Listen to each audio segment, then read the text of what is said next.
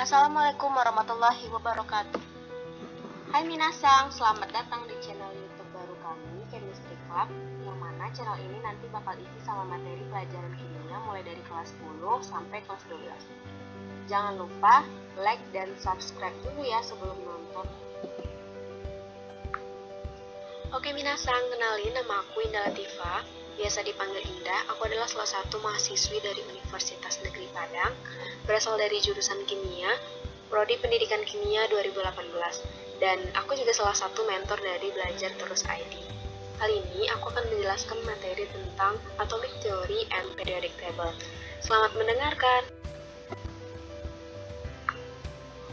Sebelum kita masuk ke materinya, yuk kita lihat mengenainya dulu.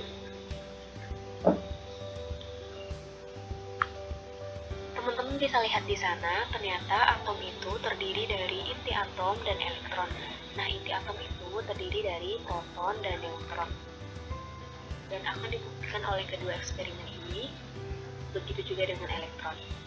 Nah, selanjutnya, model atom itu juga mengalami perkembangan dari waktu ke waktu. Pertama itu ada model atom Dalton, kemudian Thomson, Rutherford, Bohr, dan modern. Setelah kita melihat magneti tadi, nah berikut adalah goals yang kita punya. Di sini kita punya 7 goals ya. Teman-teman bisa lihat di layar. Baiklah teman-teman, sekarang kita masuk materi pertama, yaitu perkembangan model atom. Teman-teman bisa lihat di sana. Ternyata model atom itu beragam kan bentuknya, dimulai dari Dalton, Thomson, Rutherford, Bohr, dan mekanika kuantum. Masing-masing model atom tersebut mempunyai ciri khas masing-masing. Oke teman-teman, kita masuk materi yang pertama, yaitu model atom Dalton. Sebenarnya, istilah atom pertama kali dikemukakan oleh si Demokritus. Ia adalah seorang filsuf Yunani abad ke-5 sebelum Masehi. Nah, kata si Demokritus ini, setiap materi itu tersusun atas partikel-partikel yang sangat kecil yang nggak bisa dibagi lagi, yang disebut dengan atomos. Tapi idenya Demokritus ini nggak diterima pada orang-orang di zamannya, tapi ia tetap juga mempertahankan idenya. Oke teman-teman, kita sekarang masuk ya ke model atom Dalton. Jadi ada catatan kecil di sana. Yang pertama, kata si Dalton, atom adalah partikel kecil seperti bola pejal, bersifat identik dan tidak dapat dibagi lagi. Terus yang kedua, atom dari unsur yang sama memiliki massa dan sifat yang sama. Yang ketiga, tidak dapat diciptakan dan dimusnahkan. Yang keempat, atom-atom bergabung membentuk senyawa. Maksud dari yang pertama itu berarti atom sudah termasuk ke dalam yang tidak bisa dibagi lagi, dan dia itu diibaratkan seperti bola pejal atau bola padat yang kecil sekali. Terus yang kedua itu maksudnya misalnya gini, misalnya atom C itu akan memiliki massa yang sama dengan atom C juga, tapi kalau misalnya atomnya beda, misalnya atom O, itu udah jelas beda massanya gitu. Terus yang ketiga, untuk contoh yang ketiga, lukisannya gini.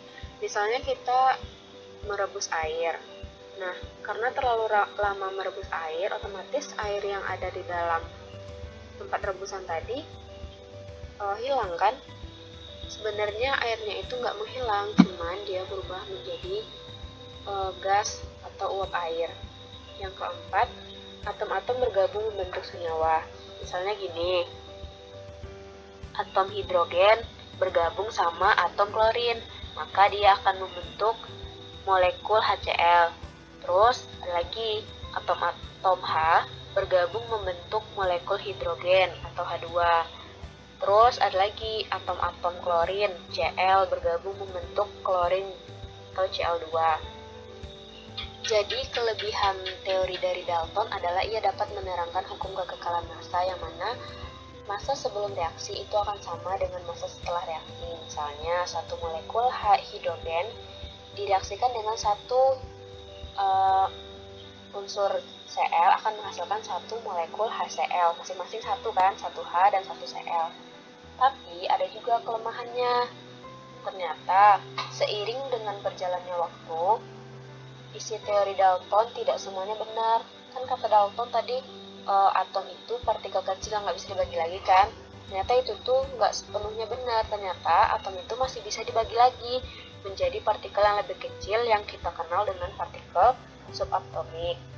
Terus yang kedua, nggak semua yang unsur atom itu punya massa yang sama.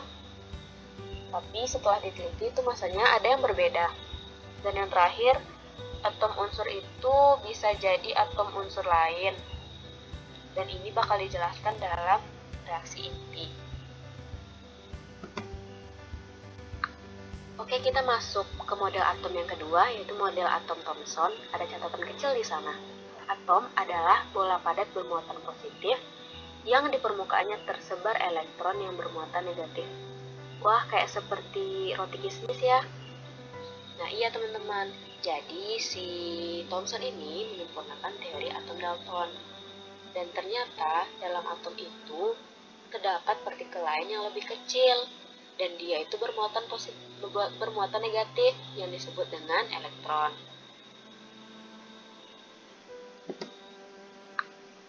Oke teman-teman, kita masuk ke model atom yang ketiga, yaitu model atom Rutherford. Nah di sana udah ada gambar Bapak Rutherford sama model atomnya. Wah, beda banget ya sama model atom Thomson tadi. Kalau model atom Rutherford ini susunannya seperti tata surya, di mana di tengahnya itu adalah muatan positif yang dikelilingi oleh elektron yang bermuatan negatif yang terlintas pada orbit. Jadi, Rutherford mengemukakan teori atomnya sebagai berikut. Kata Rutherford, atom itu terdiri atas inti atom yang sangat kecil dan bermuatan positif. Hampir seluruh massa atomnya terpusat pada inti. Nah, elektron mengelilingi inti atom dalam orbit tertentu pada jarak yang relatif jauh dari inti. Karena atom bersifat netral, jumlah elektron di dalam atom sama dengan jumlah muatan inti atom. Tapi model atom Rutherford ini juga punya kelemahan karena dia bertentangan sama hukum fisika dari Maxwell. Jika partikel bermuatan elektron itu bergerak mengelilingi inti atom, pasti terjadi pemancaran energi yang berupa gelombang elektromagnetik. Dan hal itu pasti akan menyebabkan tingkat energi elektron semakin berkurang dan gaya tarik ke intinya lebih besar daripada gaya tolak intinya. Sehingga lintasan elektron menjadi kecil dan akhirnya elektron jatuh ke inti. Oke teman-teman, kita masuk ke model atom yang keempat, yaitu model atom Bohr. Nah, si Bohr ini mengungkapkan teorinya. Yang pertama, katanya elektron-elektron dalam mengelilingi inti atom itu dia berada pada tingkat energi atau lintasan tertentu yang disebut orbit atau kulit atom. Dengan demikian, elektron yang berada pada tingkat energi tertentu, misalnya tingkat energi yang paling rendah, adalah tingkat energi yang paling dekat sama si inti atom, yang disebut dengan tingkat energi pertama atau kulit K. Nah, tingkat energi kedua berada lebih luar dari tingkat energi pertama yang disebut kulit L. Terusnya begitu, kulit M, N, O, dan seterusnya. Kemudian yang kedua, selama si elektron ini bergerak dalam lintasannya, elektron itu nggak memancarkan energinya dalam bentuk radiasi, kata si Niels Bohr. Terus yang ketiga, elektron dapat pindah dari energi lintasan yang rendah atau dekat dengan inti atom ke tingkat energi lintasan yang lebih tinggi atau lebih jauh dari inti jika elektron tersebut menyerap energi, atau sebaliknya, elektron dapat melepaskan energi jika pindah dari energi tingkat yang tinggi ke energi tingkat yang rendah.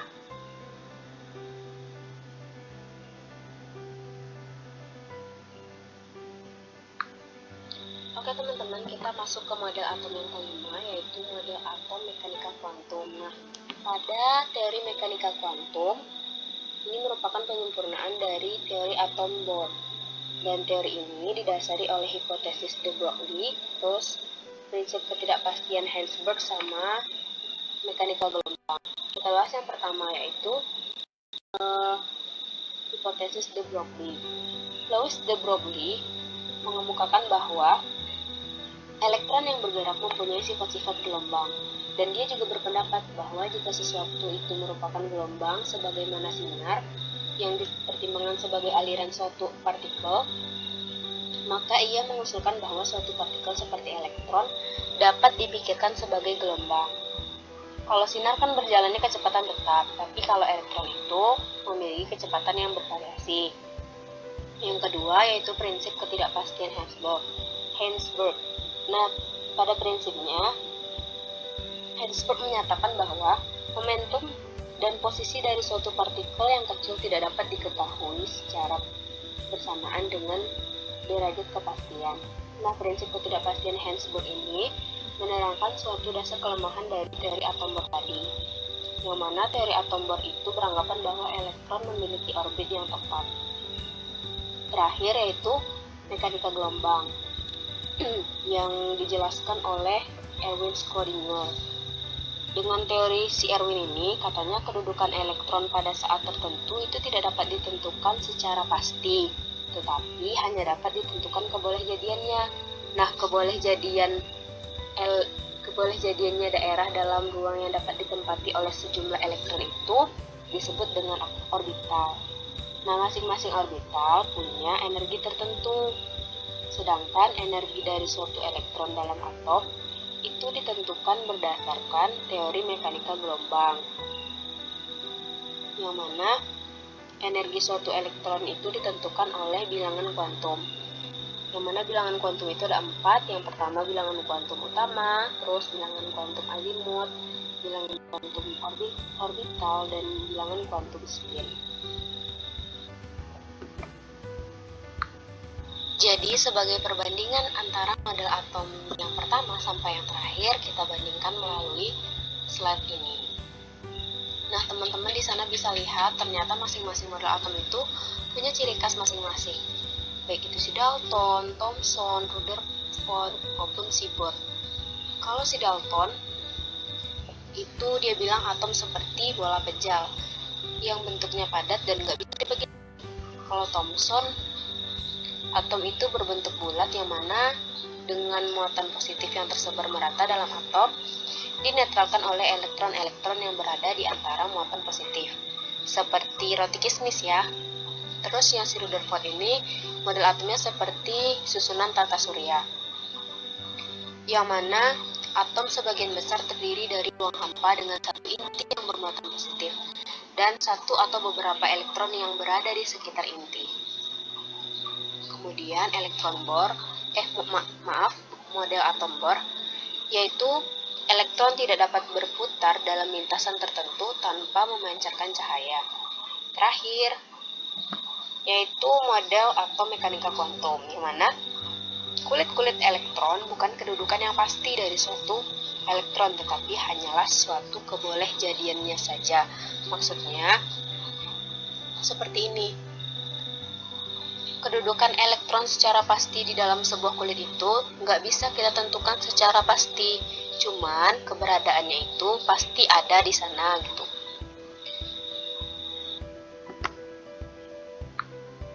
Oke, selanjutnya kita masuk ke goals yang kedua, yaitu percobaan yang berkaitan dengan struktur atom. Nah, itu ada eksperimen untuk menemukan elektron, proton, inti atom, ada satu lagi neutron, tapi lupa menuliskannya. Oke teman-teman, kita masuk ke eksperimen yang menunjukkan adanya elektron. Nah, di sana ada catatan kecil. Yang pertama, William Crookes 1875 ditemukan seberkas sinar yang dikenal dengan sinar katode. Kemudian dilanjutkan oleh ilmuwan selanjutnya, George Stone mengusulkan nama sinar katode yang disebut dengan elektron.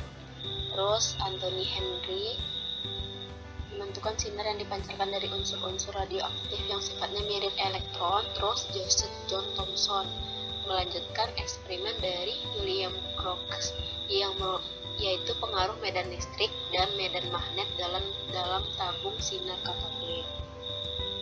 Jadi teman-teman bisa dilihat di sana ada sebuah tabung yang berisi gas tekanan rendah dilengkapi dengan 2 buah elektrode pada kedua ujungnya. Kemudian kedua elektrode tadi itu dihubungin sama tegangan listrik tinggi, yaitu kurang lebih 20.000 volt. Nah, gas tidak akan menghantarkan listrik pada tekanan 1 atm, tetapi dia akan menghantarkan listrik jika tekanannya diturunkan. Jika tekanannya diturunkan, maka pada dinding tabung fluorensi ini, seperti yang ditunjukkan pada gambar ini, yang menunjukkan bahwa katode atau elektrode negatif keluar sinar menuju ke anode elektron positif. Sinar ini disebut dengan sinar katode. Apa ciri-ciri sinar katode? Yang pertama, yaitu bergerak lurus dari katode menuju anode. Terus timbul kayak bayangan fluoresen pada ujung tabung yang berlawanan dengan ujung katode. Terus sinar katode itu dibelokin sama medan magnet eksternal. Kemudian sinar katode juga dibelokkan oleh medan listrik eksternal ke arah pelat elektrode yang bermuatan positif. Terus partikel katode tidak bergantung pada bahan katode maupun gas yang digunakan, tapi hal ini menunjukkan bahwa semua atom terdapat partikel yang bermuatan negatif. Oleh Thomson, partikel ini disebut dengan elektron. Jadi berdasarkan hasil percobaannya menunjukkan bahwa sinar katode dapat dibelokkan ke arah kutub positif medan listrik dan membuktikan adanya partikel bermuatan negatif dalam suatu atom. Nah, selanjutnya masih juga penemuan adanya elektron, tapi ini lebih ke menyempurnakan ya. Jadi ini dilakukan oleh si Millikan, atau nama lengkapnya itu Robert Andre Millikan. Dia melakukan sebuah percobaan tetes minyak Millikan. Jadi teman-teman bisa lihat di sana. Pertama-tama minyak itu disemprotkan ke dalam tabung yang bermuatan listrik. Akibat gaya tarik gravitasi akan mengendapkan tetesan minyak yang turun. Nah, apabila tetesan minyak ini diberi muatan negatif, maka akan tertarik dia ke kutub positif medan listrik. Nah, dari hasil percobaan Millikan ini diperoleh muatan elektron yaitu -1 dan massa elektron 0. Sehingga elektron dilambangkan 0-1 elektron.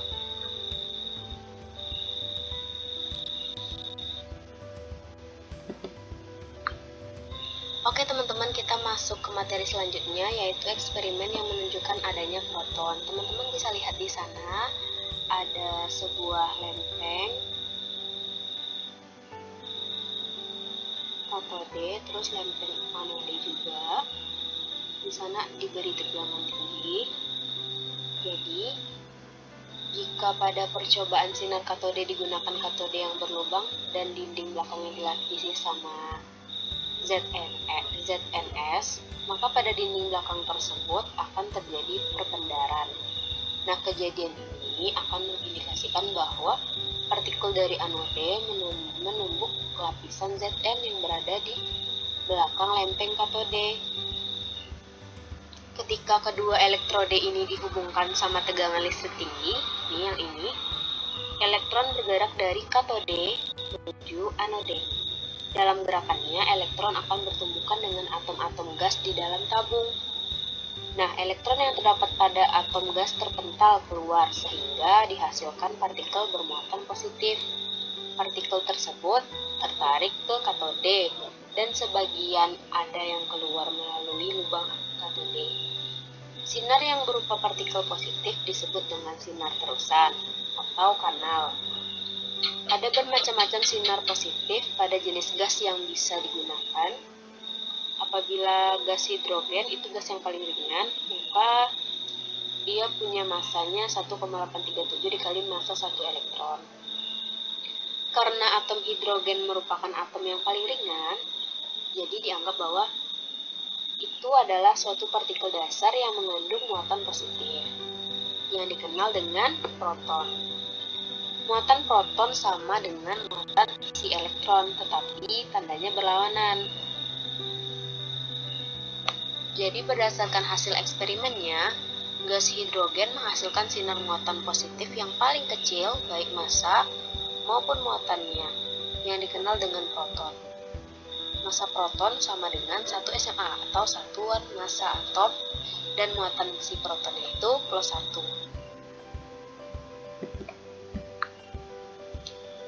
Oke, kita masuk ke eksperimen yang ketiga, yaitu eksperimen yang menunjukkan adanya inti atom.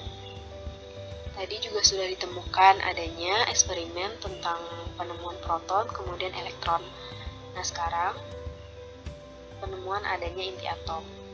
Jadi, pada tahun 1909 ceritanya si Ernest Rutherford ini melakukan sebuah eksperimen dengan menembakkan partikel alfa pada suatu lempeng logam yang tipis. Dan hasil eksperimennya itu menunjukkan bahwa sebagian besar partikel alfa itu diteruskan dan hanya sebagian kecil yang dihamburkan atau dipantulkan.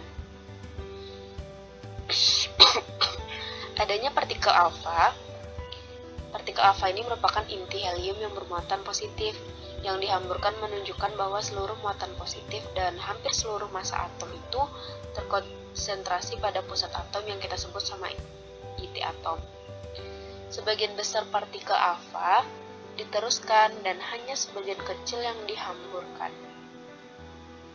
Dan hal ini mengindikasikan bahwa sebagian besar atom itu merupakan tempat yang kosong. Jadi, berdasarkan hasil percobaannya ini, Rutherford hipotesisnya mengatakan bahwa atom itu tersusun dari inti atom yang bermuatan positif dan dikelilingi elektron yang bermuatan negatif, sehingga atom itu bersifat netral. Maaf kepada rekan-rekan semua, sebenarnya ada satu lagi percobaan mengenai struktur atom ini, yaitu eksperimen yang menunjukkan adanya neutron. Lupa menulisnya. Jadi eksperimen yang menunjukkan adanya neutron ini dilakukan oleh si Chadwick pada tahun 1932. Jadi si Chadwick ini ceritanya dia melakukan sebuah percobaan dengan menembakkan partikel alfa pada lempeng dari. Ternyata dihasilkan partikel netral.